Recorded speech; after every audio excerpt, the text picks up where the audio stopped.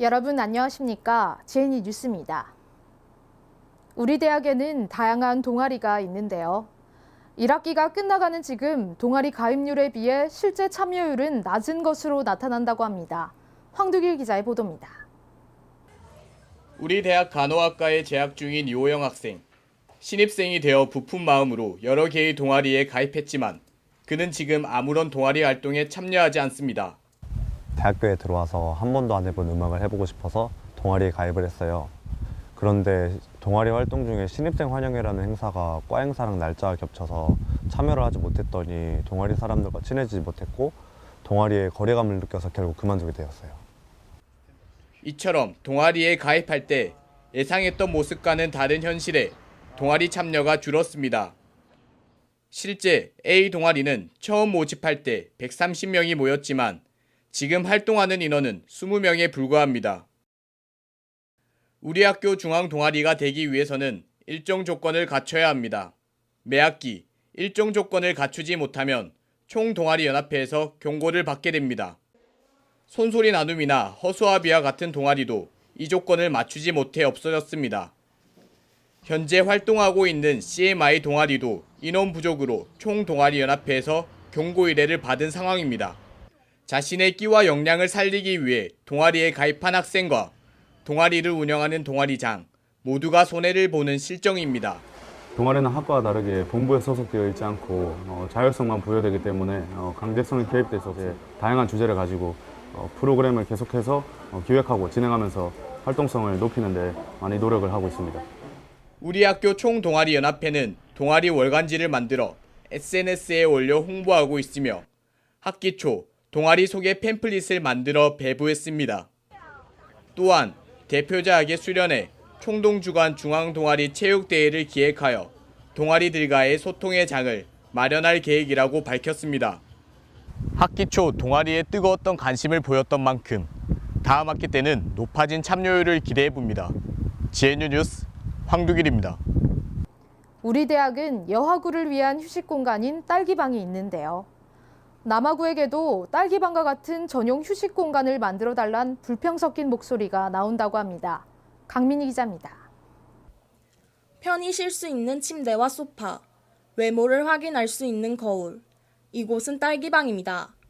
딸기방은 우리 대학 여하구 전용 휴식 공간입니다. 딸기방은 각 단과대에 위치해 있습니다. 이곳은 여하구의 편의를 위해 설치됐습니다. 여하구들은 아플 때나 공강 시간에 갈 곳이 없을 경우 딸기방을 찾아 휴식을 취합니다.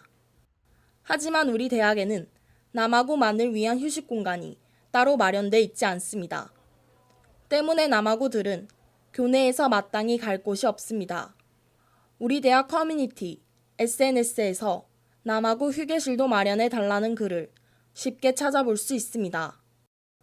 우리 대학 학생을 대상으로 한 설문조사 결과 남하구 전용 휴식 공간이 필요하다는 답변이 65%로 과반수를 차지했습니다. 남하구들도 신체적으로 피곤할 때도 있고 운동 후에 땀나거나 그럴 때도 있기 때문에 필요하다고 생각합니다. 남하구들도 여하구들과 마찬가지로 자취나 기숙사가 아니면 공강 시간을 효율적으로 사용하기 어렵기 때문에 최근 이러한 목소리가 우리 학교에서만 나오는 것이 아니기 때문에 남하구만을 위해 휴게실을 마련한 대학이 생겨나고 있습니다.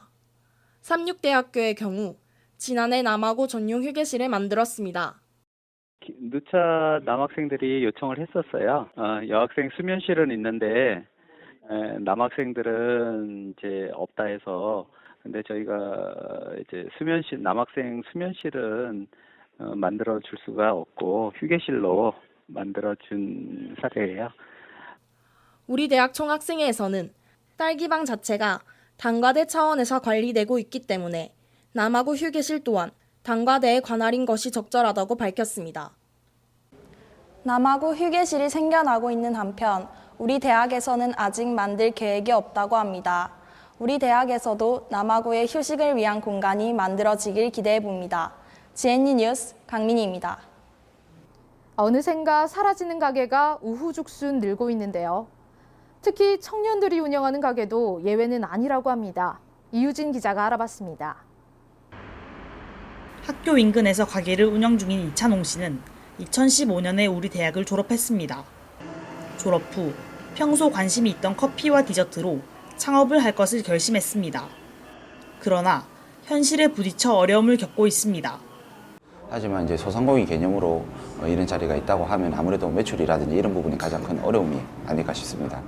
저희 스트릿 커피만의 경쟁력을 살리기 위해서 한편으로는 저희만의 색깔을 더 튀어내려고 하고 있습니다. 창업은 자신이 하고 싶은 일을 하며 수익을 발생시킨다는 것이 장점입니다.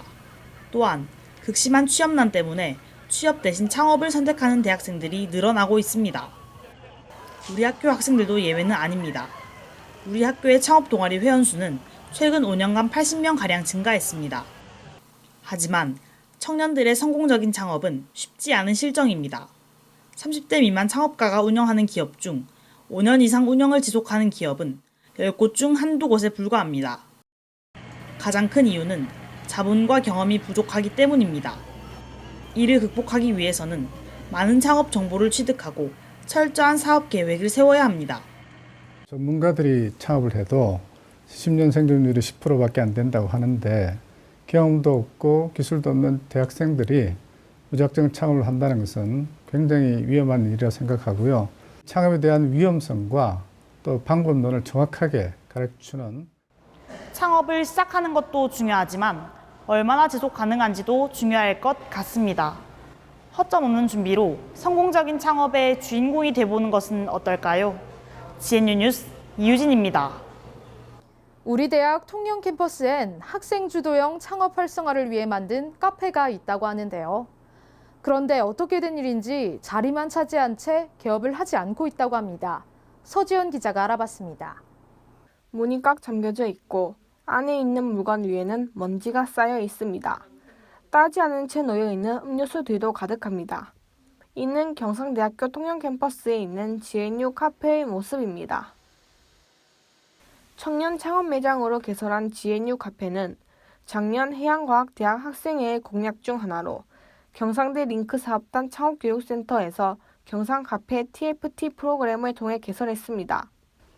학생이 주도하는 창업을 활성화하기 위해 만들어진 GNU 카페. 실제로 최종 선발된 학생은 현장 실습과 서비스업 전문 교육을 받을 기회가 주어집니다. 하지만 7개월째 개업을 하지 않고 있는 겁니다. 이에 대해 우리 학교 학생들은 자리만 차지하고 있는 카페에 대해 불만을 표출하고 있습니다. 이렇게 카페를 운영 안 하고 그냥 자리만 차지하니까 공간도 많이 낭비하는 것 같아요. 그렇기 때문에 차라리 공간을 만들어 주셨으면 그게 더 나을 것 같고 학교 측에서 확실하게 대안과 방책을 세워줬으면 좋겠습니다. 학교 측은 시간 부족의 문제로 GNU 카페의 개업이 어려웠다는 입장입니다. 인력 교육과 도서관을 카페 용도로 쓰는데 밟아야 하는 법적 절차의 기간이 늦어졌기 때문입니다. 교육은 일단 끝마쳤거든요. 들에 대한 교육은 끝났는데 그때가 저희도 사업이 끝나는 시기여가지고 그냥 교육으로만 끝날 것 같아요. 이번 연도에는 다시 모집을 해가지고 그렇게 진행을 해야 될 것 같아요. 일단은 정확한 일정은 저도 아직까지는 잘 모르고 언제 오픈하는지도 아직까지 확실한 일정이 안 나와요.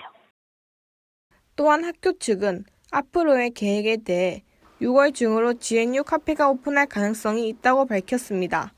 하지만 6월까지 일주일 정도 남은 지금도 확실한 계획은 없습니다.